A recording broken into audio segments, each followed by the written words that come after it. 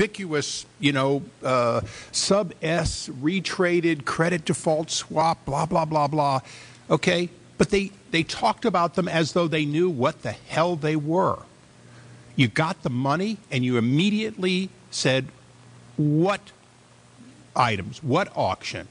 Now, the Treasury just basically cut that out of the bill.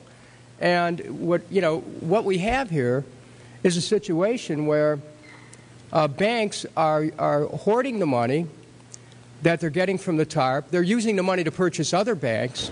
And all of a sudden, the Treasury sent a signal to the banks, forget about it.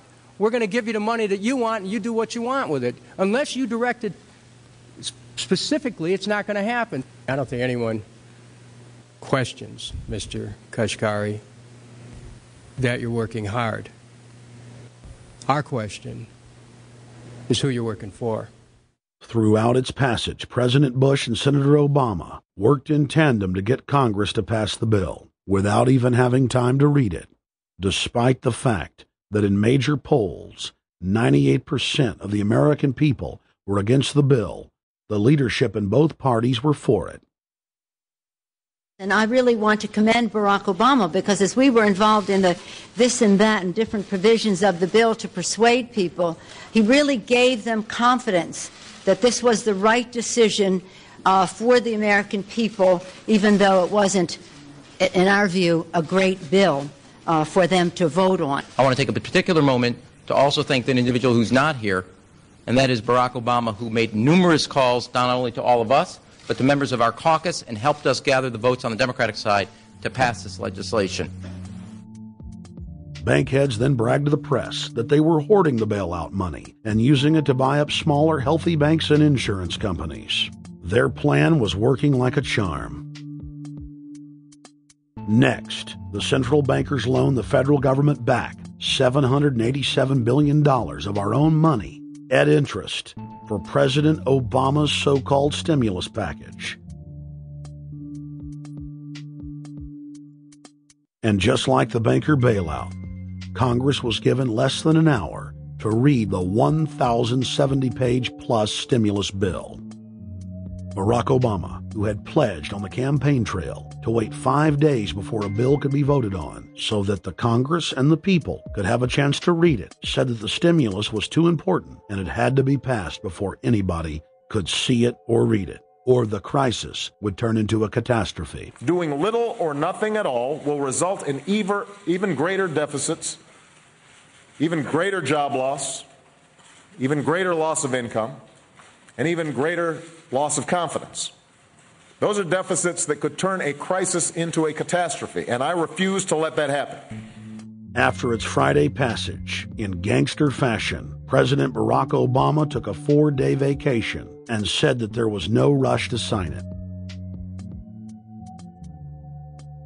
The spending bill was really a takeover bill, designed to further federalize the states and to pay off rich donors that had donated to both parties. As the world slid deeper into depression, the bankers celebrated the fire sale that they had created. I believe the phrase burdens of the office is overstated. Yes, kind of like, why me? Oh, the burdens, Why did the financial collapse have to happen on my watch? It's just pathetic, isn't it? Self-pity. And I don't believe President-elect Obama will be full of self-pity. With their access to unlimited fiat capital, they could now buy up sectors of the world economy not already controlled by them. For over a century, the Anglo-American establishment had worked to bring the world system to this point. Artificially engineered global bankruptcy. In an address before the Trilateral Commission in June of 1991, David Rockefeller laid out the elite's ultimate goal. The supranational sovereignty of an intellectual elite and world bankers is surely preferable to the national autodetermination practiced in the last centuries. Now that the bankers were holding the world hostage, they issued their ultimatum. The only solution to restart the global economy would be to set up a planetary government ruled by a new Bank of the World, a Bank of the World owned and controlled by them. Suddenly, hundreds of prominent publications announced the solution, the people's only salvation.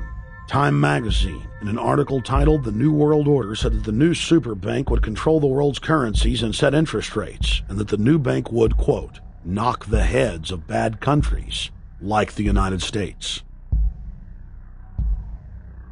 At a meeting of central bank heads and finance ministers dubbed Bretton Woods II, the plan for world government was unveiled by the very bankers that had engineered the collapse.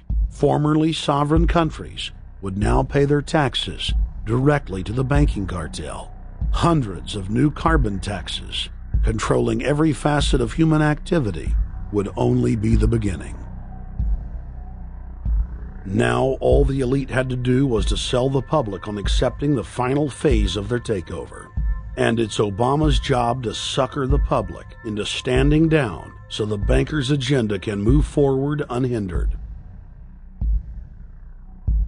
Never before in U.S. history has the media gotten behind a president like they are behind Obama. The press has pulled out all the stops, bestowing a crown of infallibility upon Obama as the savior of the people. The elite are betting everything they've got on Obama's charisma and hoping that he can sell the world on their program of tyranny. Yes, there have been differences between America and Europe. No doubt there will be differences in the future. But the burdens of global citizenship continue to bind us together. A change of leadership in Washington will not lift this burden. In this new century, Americans and Europeans alike will be required to do more, not less. Partnership and cooperation among nations is not a choice. It is the only way.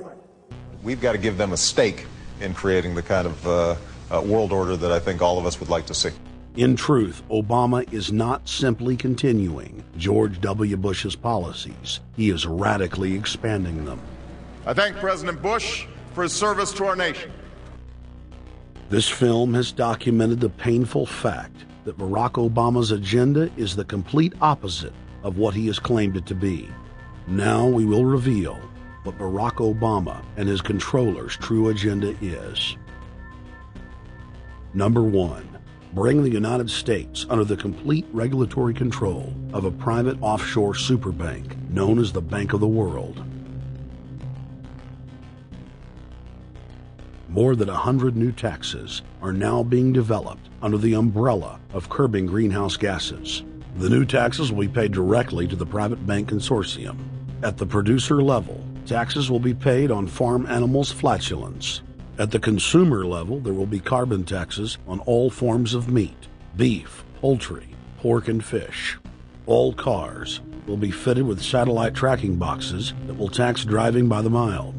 And an added tax will be placed on all fossil fuels, including motor oil and natural gas. All plastic products will have a carbon tax added. Outdoor space heaters and fireplaces are to be taxed. All electricity produced by coal-powered plants will be taxed. Under the cap-and-trade system, citizens will be forced to pay taxes on thousands of products to private cap-and-trade services owned by Al Gore and other elitists. There will be taxes on light bulbs, water, trash pickup, air travel, train travel, bus, ship, medicine, steel production, mining, clothing, laundry, asphalt are just a few of the new taxes to be levied. But to truly transform our economy, to protect our security and save our planet from the ravages of climate change, we need to ultimately make clean, renewable energy the profitable kind of energy. So I ask this Congress to send me legislation that places a market-based cap on carbon pollution and drives the production of more renewable energy in America. That's what we need. The notion of anthropogenic global warming is a fraud. In other words, the idea that the planet is getting warmer and that human activity is somehow responsible is a pseudo-scientific fraud. It's a big lie. It's a monstrosity. Remember the Nazis, they had race science, race hygiene. They said Aryan blood is different from any other kind of blood. This was, of course, idiocy, a fantastic piece of nonsense. Today, we got something similar. Global warming caused by human activity, and the answer to that is carbon tax plus cap and trade, according to the wishes of Al Gore, Prince Charles, and basically the entire world banking community, the world oligarchy. What they're trying to do with that is to perpetuate the current system where bankers rule the world, financiers rule the world, and the rest of us get the crumbs from the table. But remember, if you try to put on cap and trade and a global warming carbon tax with the idea that you're going to save the polar bears, what you're going to do is destroy human society. You're going to cause genocide on a massive scale. The deaths will be measured in the hundreds of millions and indeed in the billions. Just the idea of global warming means that there'll be no development for Africa, no development for the poorer parts of Southeast Asia, and no world economic recovery of any kind ever in our entire lifetime. So it's important to expose and fight the pseudoscientific fraud of global warming. One more point about this. You don't need a climatologist to know that this stuff is a fraud. I'm a historian.